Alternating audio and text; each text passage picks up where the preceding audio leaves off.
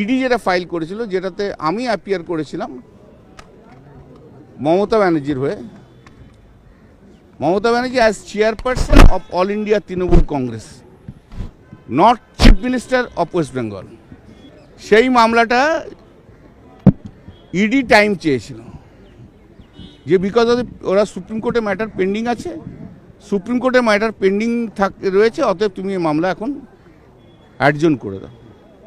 তো আমরা বলেছিলাম যে সুপ্রিম কোর্টে কি গ্রাউন্ডে চেয়েছে দেখো, আর আমরা বলেছিলাম যে আমরা we are agreeable to argue this matter, we are against this adjournment. তো জজ সাহেব ওদের সাবমিশনটা রেকর্ড করেছে যে হিয়ারিংয়ে এটা এটা এটা ইয়েতে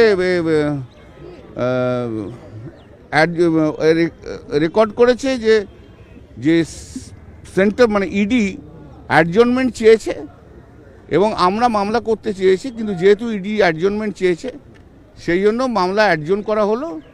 সুপ্রিম কোর্টের মামলা হওয়ার পর সেই মামলা লিবার্টি দেওয়া রইল মেনশন করার। This the other.